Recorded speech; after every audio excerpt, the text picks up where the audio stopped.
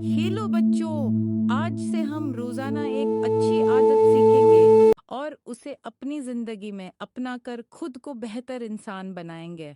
तो तैयार हो ना आप सब? चलो फिर आज की प्यारी सी आदत सीखते हैं, हमेशा दूसरों की मदद करें। एक खूबसूरत गांव में हसन नाम का एक नन्हा बच्चा रहता था। हसन बहुत खुश अखलाक और मददगार था। वो रोज स्कूल जाते हुए रास्ते में सबको सलाम करता। एक दिन जब हसन स्कूल जा रहा था तो उसने देखा कि एक बूढ़े बाबा सड़क के किनारे खड़े हैं।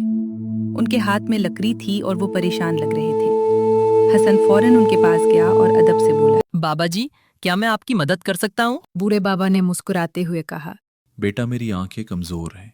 मुझे सड़क पार करनी है, लेकिन गाड़ियों से डर लग रहा है। फिक्र न करे बाबा जी, मैं आपको आराम से सड़क पार करवा दूंगा।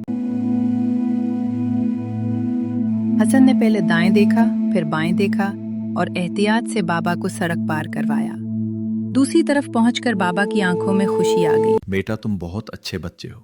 जो दूसरों की मदद करता है, अल्लाह हमेशा उसकी मदद हसन करता खुश है। हो गया और मुस्कुराते हुए स्कूल चला गया। स्कूल पहुंचकर उस्ताद ने बच्चों से हसन ने शर्माते हुए सारी बात बताई। उस्ताद, बच्चों, याद रखो, छोटी छोटी नेकियां दुनिया को खूब। हमें हमेशा ज़रूरतमंद लोगों की मदद करनी चाहिए, क्योंकि नेकी कभी ज़ाया नहीं जाती।